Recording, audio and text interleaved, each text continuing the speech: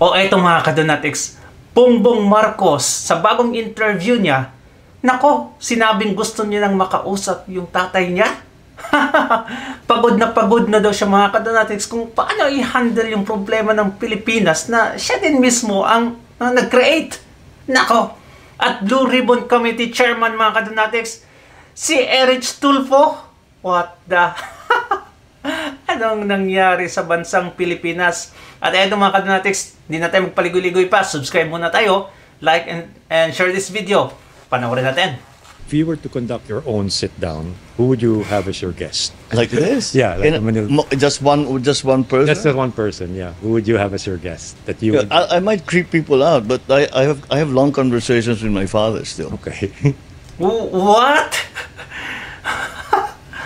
Gusto niya makausap yung tatay niya mga kadonatics. It sounds creepy, but yeah, okay. Let's see. I mean, I think, what did my dad do? It was a similar situation that I saw my father in. And what did he do? Yes. And if I asked him, Dad, what am I supposed to do? What would he say? Baka yung tatay niya mga kadonatics, ito lang. Baka sabihan siya ng tatay niya, you have to step down. That's something you have to do. So because I'm in government, yeah, and I'm right. president, yeah, and he was president. Right. That's a treasure trove of good advice right yeah. there. I try to look back and sort of see what you know of what you know of him. Yeah. What would he say? Okay. How would he judge what you just did with anak mali yan, or anak very good, or whatever, you know. So the one thing since I became president, sometimes I hear in the back of my mind, it's like my father and some of his other political allies, yung sa generation niya. Mahirap ano. But you knew that. You knew it was mahirap. Mahirap ano. Tinawanan mo lang. Yan yun, mga kadonatics na wag po tayo magpadala. Ito yung tao mga kadonatics na nagpa-kidnap kay Tatay Digong. Yan, huwag nating kakalimutan yan mga kadonatics. Ay talaga naman, kung may mangyari kay Tatay Digong, etong taong to mga kadonatics ang dapat managot. And I'm pretty sure mga kadonatics, kung buhay pa yung tatay niya, his father would probably despise him mga kadonatics for what he is doing now to our country. That's for sure. Tatay Digong himself na mga kadonatics, sinabi niya na iba yung pamalakad ng senior sa ngayon. Mas maganda daw yung senior mga kadonatics, and I agree. Di ba? Coming from the people that experience the leadership of senior mga kadonatics, then I think I would agree to Tatay Digong when he said that. But this one, ang anak niya mga kadonatics is totally different. The total opposite of the senior. And now, he is just laughing like nothing is happening mga kadonatics. Yung bansa natin, anong nangyari? Nakakahiya na para sa mga OFWs mga kadonatics. Why? Kung malalaman yung pera mo mga kadonatics na galing sa Pilipinas, ay talagang hindi ka naman makakapalit niyan. I mean, hindi mo na mapapakonvert mga kadonatics sa ibang currency because of corruption.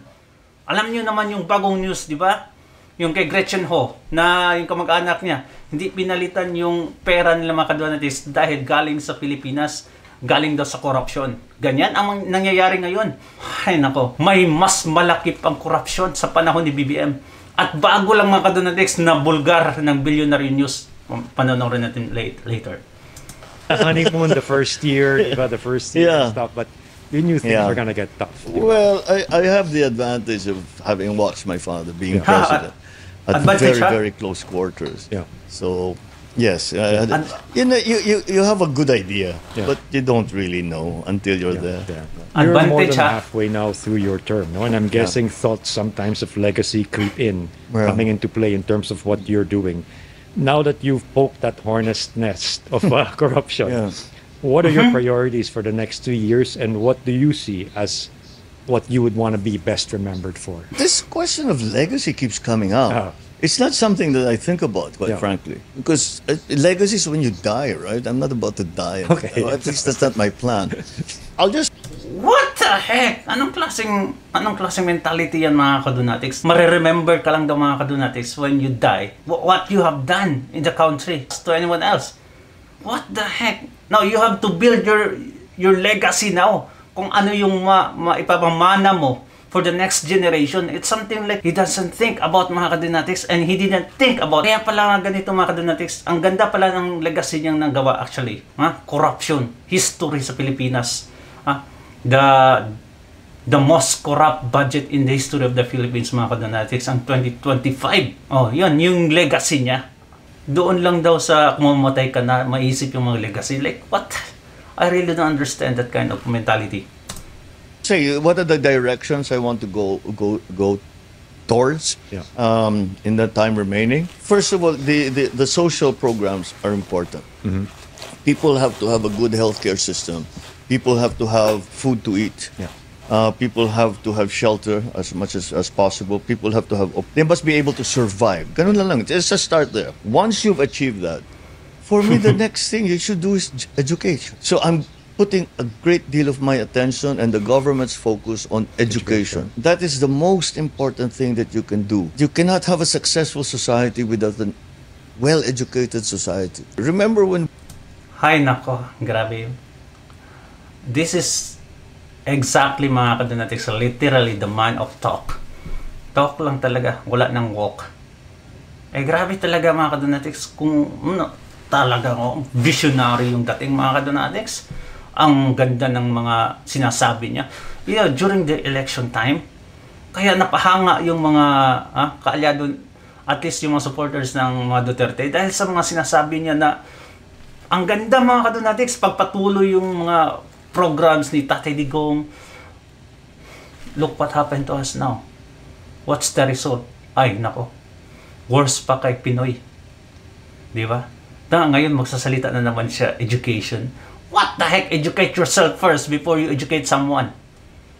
We were the best English speakers. Yeah. We in Asia, we have the highest literacy rate in Asia. Let's get back there. We need to get back there. And even from science point of view, di ba, IRI, the International Rice Research Institute, di ba? And again, everyone would come here to... And again, there are so many good people here. They just don't have the means. They don't have the support. They don't have the funding. Yeah. That's what we need to do. We have to make sure that the generations to come are well educated. They're well able to compete amongst themselves in the Philippines and internationally, because kaya naman ng Pilipino yan eh. Look how well we do when we go abroad. Yeah. When we're well trained. Look how well how wonderful the reviews that come back to us. Kayang-kaya ng Pilipino yan, but they have to be trained. There has Nakakahiya talagang ganitong presidente mga kadonatics. Magaling lang sa salita. I mean, minsan nga nagkakabulol-bulol pa. So, wala talaga. to be a system that brings them up to the standards so they can be internationally competitive in whatever they do. If they enter a business or they compete in the labor market. No, yan ang gusto mong gawin. Halika, dito ka. Tuturuan ka namin. That's what we need to do. We have to have that system there. Wow, mga kadonatics ha. May 2 years na lang siya. May mga ganyan pa siyang plano. Wala talaga mga kadonatics. So it means, hindi niya naisip yun for the past 3 years. Wala niya naisip yung mga ganon mga education, mga kadonatics. Kaya eto, may bago na naman siyang pangbudol sa atin. Ay nako. Eto mga kadonatics. Si Erich Tulfo na ang parang magiging chairman ng Blue Ribbon Committee mga kadonatics. At ito yung sinabi ni Itbulaga. Panoorin natin. Yung magiging process, mali kailangan pa rin sa pera. Hindi. Automatic yun eh. Yun ang maganda doon eh. We don't need to do that in plenary because Erwin is the vice chairman.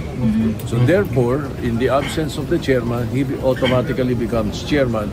He is automatically the acting chairman of the Blue Ribbon. Ngayon. See? Nakatad mga kadonatics, acting chairman of Blue Ribbon Committee yung Ben Dalo. The Laszlo Bender mga kadonatics. Can you imagine? Ang The Laszlo Bender nagiging chairman pa ng Blue Ribbon Committee. This is disgusting. And we are laughing stock mga kadonatics because of this kind of leadership. Sotong, itong si Itbulaga. He's supposed not to win, mga kadonatics. Pero ewan ko kung anong nangyari. Hi. We will ask Senator Tulfo when he comes back.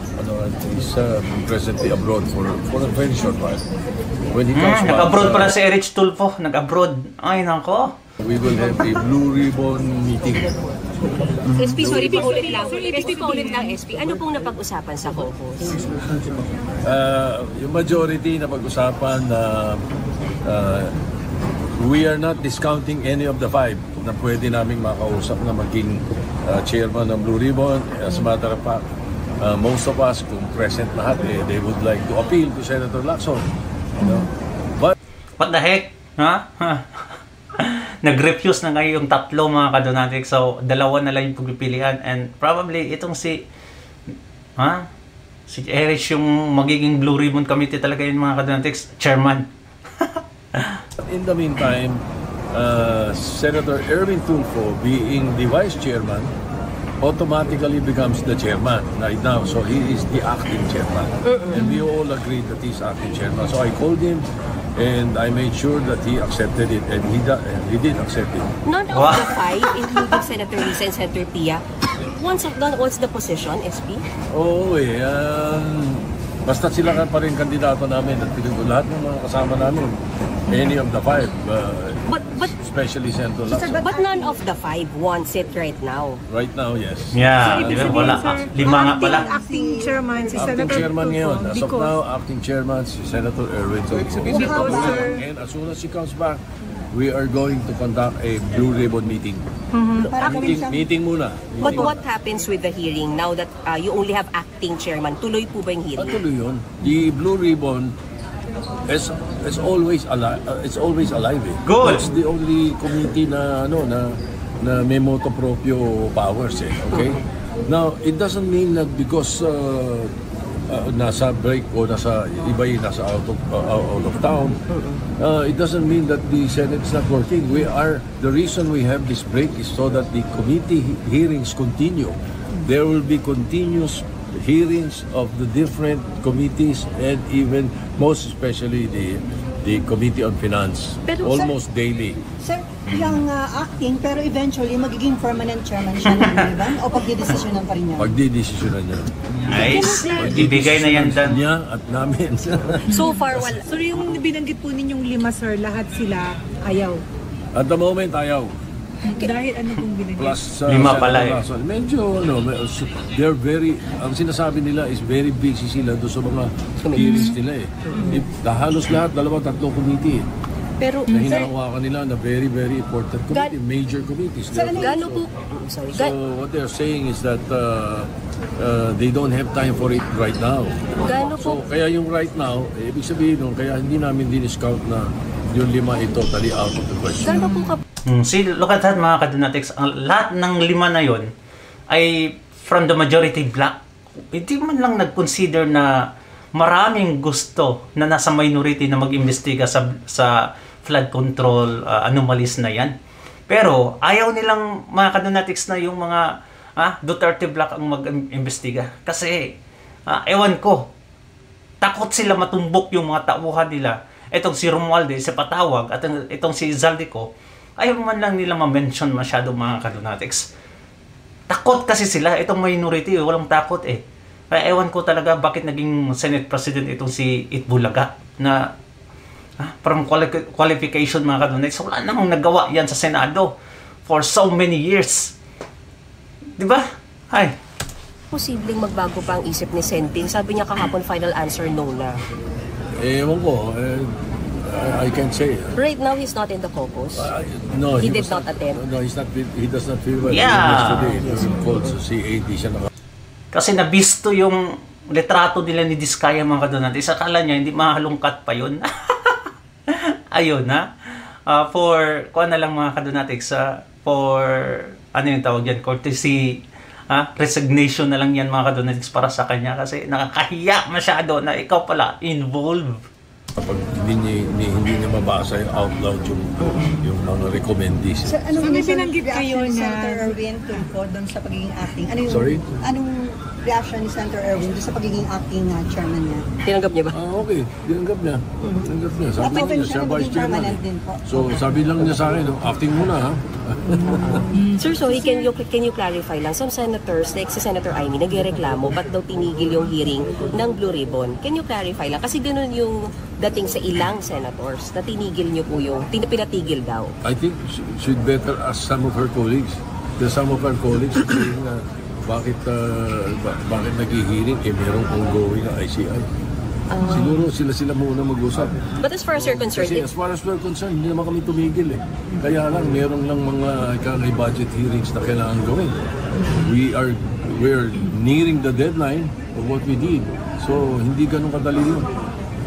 See, mas importante pa ibang bagay sa kanila mga kadonatics kaysa involved, mapangalanan yung mga kaalyado nilang na sangkot dito sa flood control anomaly. Kaya ay talagang parang hindi na ipagpatuloy yung Blue Ribbon Committee hearing sa mga kadonatics patungkol sa flood control. Nakakahiya talaga. Napaka-importante yan kasi nakakahiya na yung Pilipinas at wala pa tayong ginagawa at meron ngang ICI. Paano natin malalaman yung progreso mga kadonatics kung ito naman ay hindi na-publicize? Di ba? Ngayon, ang tingin sa international news sa atin mga kadonatics, international media, ay talagang corrupt na yung Pilipinas. Corrupted by the corrupt leaders. Di ba? Dapat may papalabas sila.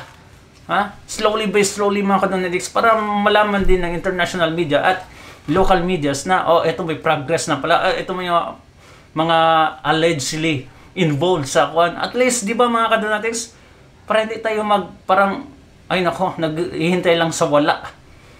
Tapos, ang result pala, hindi nasali si Zaldico at si Romualdez. Iba pala yung utak ng flood control anomalies mga kadonatics. Baka itumbok pa yan kay Tatay Digong. Nako, yan yung mahirap. Sir? Hindi naman mawawala yung mga hearings na yun at hindi rin mawawala yung submissions namin sa ICI. As a matter of fact, I'm holding a letter to the ICI na may mga hinihiling sa amin. And I will personally go there and clarify kung ano yung mga hinihiling nila. Like sir, yung reluctance nila or refusal nila to chair the committee, may kinalaman dun sa bigat po ng iniimbestigahan o sa eleksyon? Hindi. Yung iba, parang gusto nila si Senator Lacson pa rin. You better ask them. Better ask the five because that's what they told me. May sinasabi kasi sir na may sumpa ang chairmanship ng Blue pag naging chairman natatalo sa eleksyon. Wala naman, hindi naman lahat yun mag-election. But can you say, can you say majority? Gusto pa rin Senator Ping? Majority of the senators? Can we say majority that? of the majority. Okay. I don't know, I cannot speak for the majority. Sir, magiging ba siya, si Senator Ping magiging vice chair? Ano na magiging role niya sa Blue Ribbon? He's an ex-official member. Ex-official, kasi pro tem. As I said, baka blessing in disguise yan kasi pagka si Senator Lacson hindi siya chairman, so hindi siya ang puntirya ng puri or pintas. And he will probably be a very good critic. May assurance po siya sa inyo na magpa-participate pa rin siya sa mga hearings? Yeah. He's ex-official member. Sigurado nga attention nun. Makakatulong. As acting chairman, meron ng schedule si Erwin kung kailan niya i-resume yung hearing? Di ba, mag-usap kami as soon as he comes back.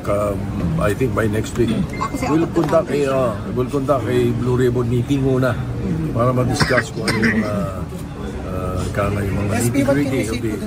Alright mga kadonatics dito tayo mga kadonatics. Well, before that, ano sa tingin nyo na si Erich muna ngayon ang acting chairman sa Blue Ribbon Committee? Ay nako. Ironically mga kadonatics, ang nag-bend the law pa yung andyan ngayon nagiging chairman, di ba? Napaka walang kwenta talaga ang Senado composing the majority.